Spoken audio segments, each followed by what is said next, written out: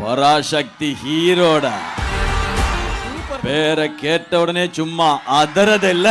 நம்மளோட இன்டென்ட்டும் கண்டென்ட்டும் நல்லா இருந்தா படம் நல்லா இருக்கும் அப்படின்றது, எல்லாமே நல்லா இருக்கும்ன்றதான் என்னுடைய பிலீஃப். கிட்டிவிட்டி எப்படி இக்னோர் பண்றதுன்னு கேட்கணும், அப்படியே இக்னோர் பண்ண வேண்டியதுதான்.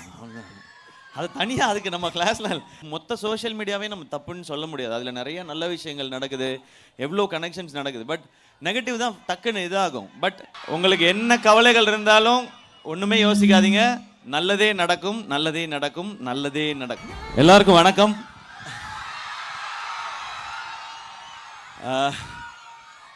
ரொம்ப சந்தோஷம். நம்ம ஊரில் திருச்சியில் நான் நிறையா தடவை சுற்றிக்கிட்டு இருந்த இந்த ரோட்டில், இந்த சைடு இதே கிரவுண்டில் எக்ஸிபிஷன் நடக்கும்போதெல்லாம் நான் வந்திருக்கேன். நான் அப்போ அங்கே இருக்கும்போது, ஸோ அங்கே இந்த நிகழ்ச்சி நடக்கிறது ரொம்ப சந்தோஷம். நம்ம திருச்சி மக்களை பார்க்குறது அதை விட இன்னும் கூடுதல் சந்தோஷம். இந்த அன்புக்கு ரொம்ப ரொம்ப நன்றி. இங்கே நான் காலேஜ் படிக்கும்போது கல்ச்சரல்ஸ் பண்ணது, அங்கே நிறைய பேர் கை தட்டினது, அதெல்லாம் தான் ஃபஸ்ட்டு காரணம் இன்றைக்கி இந்த மேடையில் நிற்கிறதுக்கு.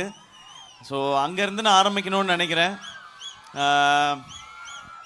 ஹாய் ஹாய் ஹாய், எல்லாருக்கும் hi hi hi hi hi.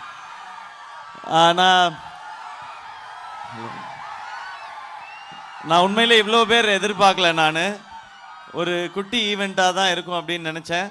Super. First Akash Bhaskar, இந்த படத்தோட ப்ரொடியூசர், அவருக்கு நன்றி. ஏன்னா இந்த வேர்ல்ட் ஆஃப் பராசக்தின்ற கான்செப்ட் வந்து ஃபஸ்ட்டு சென்னையில் ஆரம்பிக்கும்போது இது சும்மா பண்ணி பார்க்கலாம் எப்படி இருக்குன்னு சொல்லி தான் அவங்க ஆரம்பித்தாங்க. பட் அங்கே கிடைச்சது வந்து கிட்டத்தட்ட 1,00,000 பேர்னு சொன்னாங்க, 90,000+ அவ்வளோ பேர் வந்து அதை பார்த்துட்டு போனாங்க. அப்போ தான் தெரிஞ்சுக்க முடிஞ்சுது நமக்கு இந்த மாதிரியான ஒரு விஷயத்துக்கு எவ்வளோ ரெஸ்பான்ஸ் இருக்குன்னு சொல்லி. அப்போ நான் ஆகாஷ்ட கேட்டேன், நெக்ஸ்ட் என்ன பிளான் கேட்டேன். நெக்ஸ்ட் நியூ இயர் முடிஞ்சதுக்கப்புறம் எந்த ஊர் அப்படின்னு கேட்டேன். அண்ணன் நம்ம ஊர் தானே அப்படின்னு சொன்னார். திருச்சி. ஆகாஷும் கேம்பெயின் ஸ்டூடெண்ட், அவர் ஜூனியர், நானும் கேம்பெயின் ஸ்டூடெண்ட், உங்களுக்கு தெரிஞ்சிருக்கும். So hi. இங்கே நடக்குதுன்றது சந்தோஷம். ஒரு 1965 1965 நடக்கிற படம் இது. ஸோ அந்த படத்தை நீங்கள் எக்ஸ்பீரியன்ஸ் பண்ணுறதுக்கு முன்னாடி நீங்கள் இதை பார்த்தாலும் ஓகே, இல்லை படம் பார்த்துட்டு வந்து இதை பார்த்தீங்கன்னாலும் ஓகே, ஒரு பியூட்டிஃபுல்லான ஒரு எக்ஸ்பீரியன்ஸாக இருக்கும். இது எல்லா டைமும் இது பண்ண முடியாது. இப்போ என்னுடைய மற்ற படங்களுக்கே இந்த மாதிரியான ஒரு எக்ஸிபிஷன்லாம் பண்ண முடியாது. ஏன்னா 65 இருக்க காலகட்டத்தில் இருக்க பொருட்கள் வந்து இன்றைக்கி ரொம்ப கம்மியாக தான் இருக்கும் இல்லையா. ஒரு 60 வருஷம் தாண்டி வந்துட்டோம். ஸோ அதெல்லாம் எக்ஸ்பீரியன்ஸ் பண்ணுறதுக்கான ஒரு இடம் தான் இது. இங்கே ஃப்ரீயாக இருக்கும்போது வாங்க பாருங்கள். இந்த படம் என்ன பேசுதுன்றது தான் ரொம்ப ரொம்ப முக்கியம்.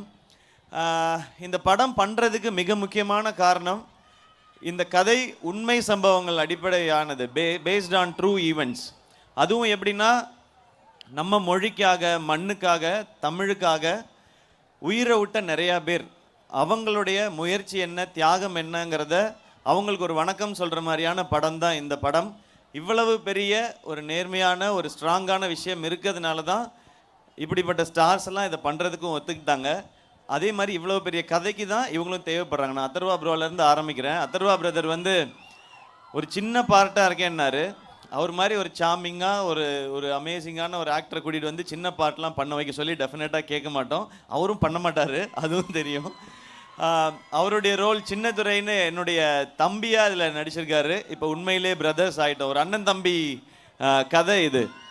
ஸோ அதர்வா அவர்களுக்கான இம்பேக்ட், அவர் ரோல் இந்த கதைக்கு கொடுக்குற இம்பேக்ட், படத்துக்கு கொடுக்குற இம்பேக்ட் ரொம்ப பெருசு. அது நீங்கள் ஸ்க்ரீனில் பார்க்கும்போது புரியும். எவ்வளோக்கு எவ்வளோ அவர் சாமிங்காக இருக்காரோ அவ்வளோக்கு எவ்வளோ ரெபலாகவும் இருக்கிறாரு.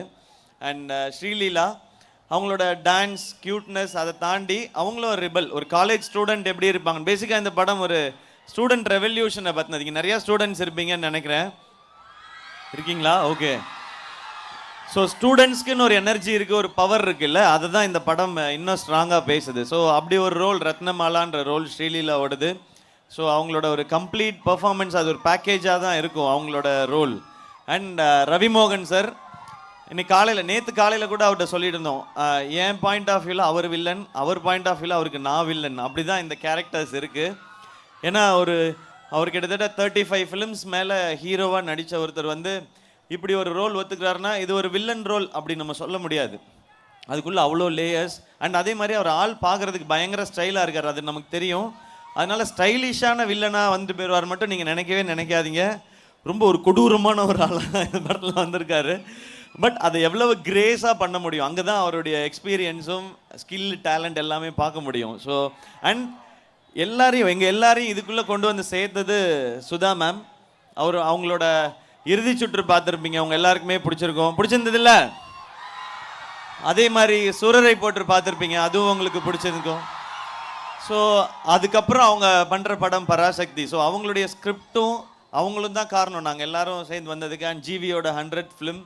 ஸோ ஒரு சாலிட் டீம், ஒரு சாலிட் ஃபிலிம், சாலிட் கண்டென்ட்டோட நீங்கள் தேட்டரில் வந்து பார்த்து நான் தான் சில படங்கள், மோஸ்ட் ஆஃப் த ஃபிலிம்ஸ் ஒரு ஹீரோவாக நம்ம பண்ணும்போது ஒரு ஹீரோ அந்த கேரக்டர் பெரிய ஆள் அப்படின்ற மாதிரியான கதைகள் தான் நம்ம பண்ணுவோம். அப்படி தான் வரும், அப்படி தான் பண்ணணும்னு நினைப்போம்.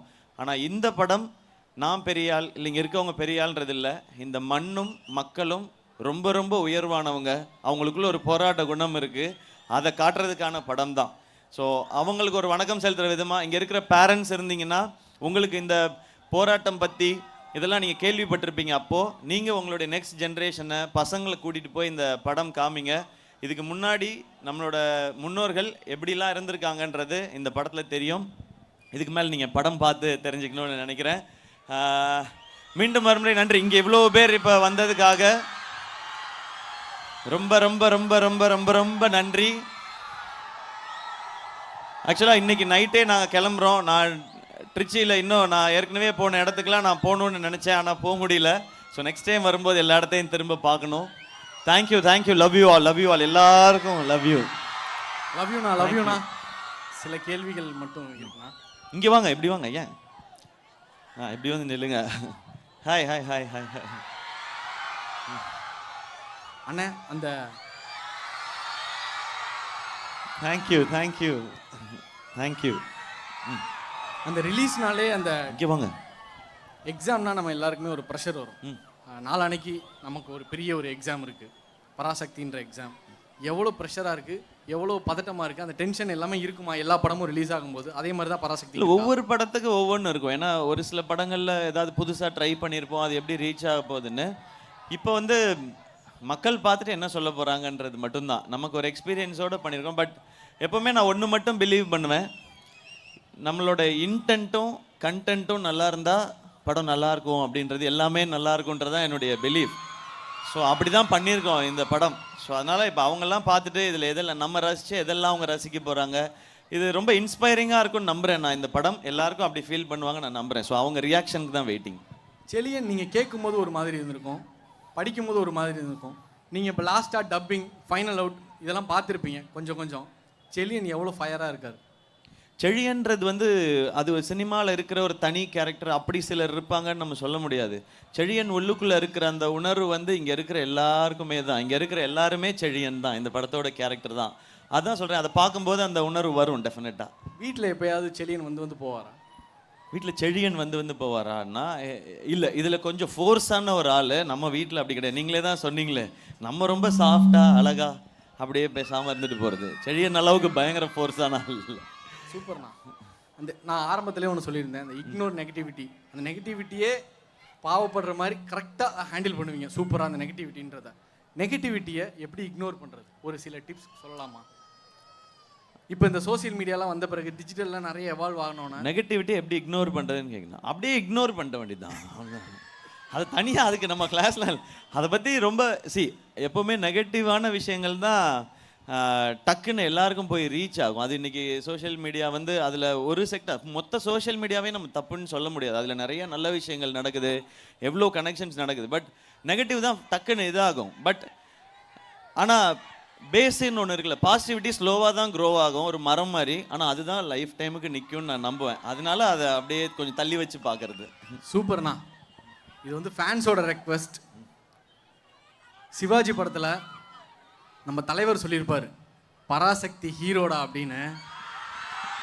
ஸோ இப்போ நீங்களும் பராசக்தி ஹீரோ, அதை திருச்சி மண்ணில் அந்த டயலாக் உங்கள் ஸ்டைலில் சொன்னீங்கன்னா பயங்கரமாக இருக்கும். நான் தான் சொன்னேன், பராசக்தி ஹீரோ எப்பவுமே நடிகர் திலகம் அவர்கள் தான். இது அவருடைய பிளஸிங் தான். ஸோ அந்த டைலாக் ஓகே நான் சொல்கிறேன், அது தலைவரோட டைலாக் ரொம்ப ஃபேவரட். அது பராசக்தி ஹீரோடா. பேரை கேட்ட உடனே சும்மா அதறது இல்ல. சூப்பர்ண்ணா. Thank you so much. ஒன்ஸ் ஏ இன்ஸ்பிரேஷன், ஆல்வேஸ் ஏ இன்ஸ்பிரேஷன் தான் நீங்கள். ஏவியில் கூட சொல்லியிருந்தீங்க ஓடிட்டே இருப்பீங்கன்னு.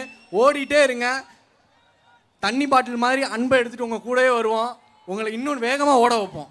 எல்லாரும் சேர்ந்து ஓடுவோம், சேர்ந்து ஜெயிப்போம். அவ்வளோதான். We'll win big. Thank you. Love you all. எல்லாருக்கும் happy new year, happy Pongal. உங்களுக்கு என்ன கவலைகள் இருந்தாலும் ஒன்றுமே யோசிக்காதீங்க. நல்லதே நடக்கும், நல்லதே நடக்கும், நல்லதே நடக்கும். Thank you. Thank you so much. Love யூண்ணா. தேங்க்யூ.